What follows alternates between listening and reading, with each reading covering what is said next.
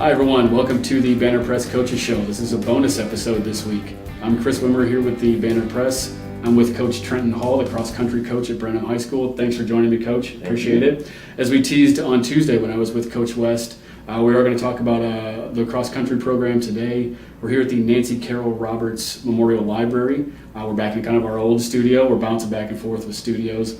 So what we want to do now is quickly recap where we're at in the cross-country season. Let's start wide and work our way in. So walk me through what's been going on from week one until, I guess, your last meet, which was the 9th, if I'm not mistaken, the Liberty Hill meet? Yes. Okay, walk me through the season so far. What have been the highlights? Well, we started off the season with a meet that we were not able to have. Hurricane Harvey rolled through, so Friday Night Lights over at the Woodlands was canceled.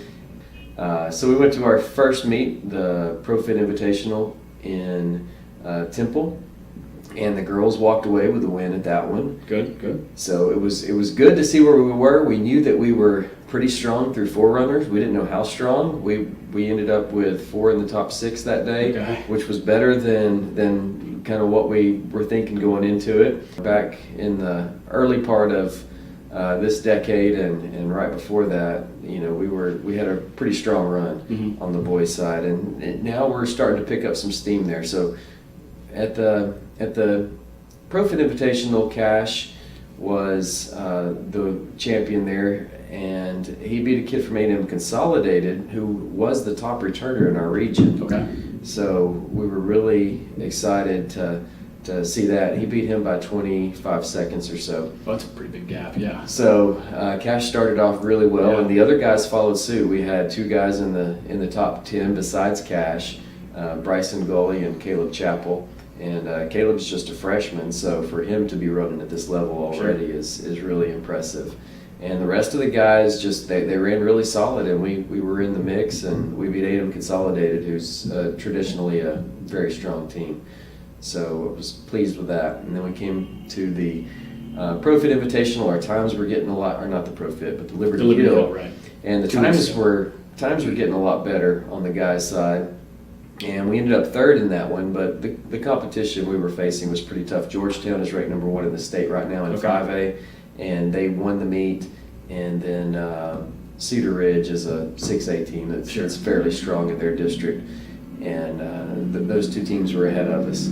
Good. And when obviously that brings us up through the Liberty Hill meet, which we of course want to jump back to and talk about something specific. So there was something special that happened at the Liberty Hill meet, and in fact it happened twice, which is certainly unusual. So why don't you go ahead and tell us what that was? Tell everyone what happened. So at the Liberty Hill meet, our school record last year, it was set last year on the girls' side, 1850. Meredith Clayton ran that at the state meet. So she was peaking at the right time. She ran her best race at the end of the season, and 1850 for 5K, which is pretty solid. It put her, I think, 22nd or 23rd at the state meet last year.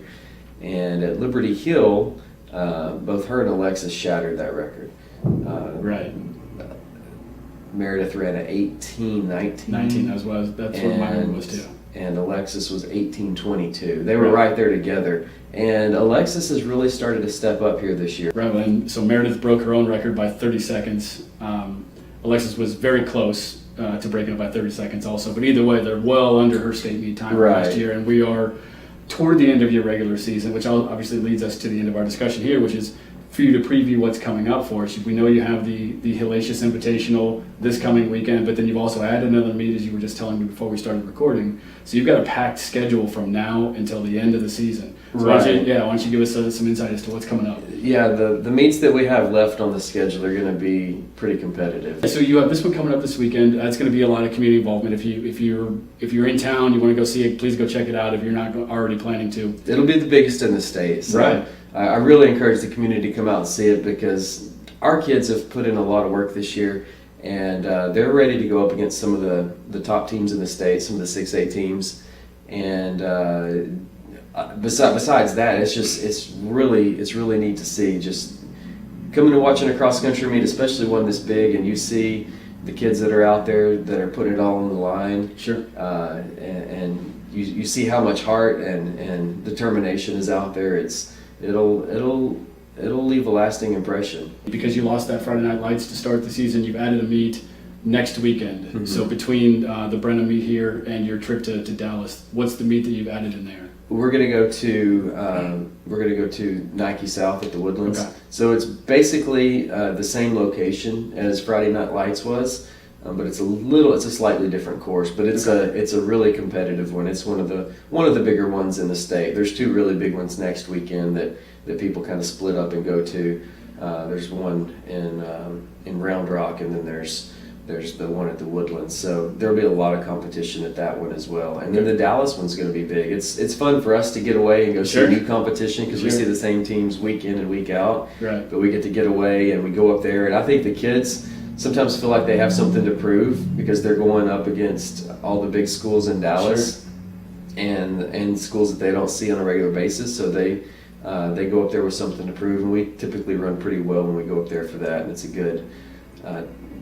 good place to leave off before we head into district in the postseason. Right, and that's your final regular season meet, if we want to call it regular season. So that's your last one, and then you're jumping right into to district and then regionals and obviously the entire state qualifying process. Right. So you've got a big final 7 weeks left of the season if you continue going all the way through. Yeah, I think it's about 8 weeks until the state meet. Okay.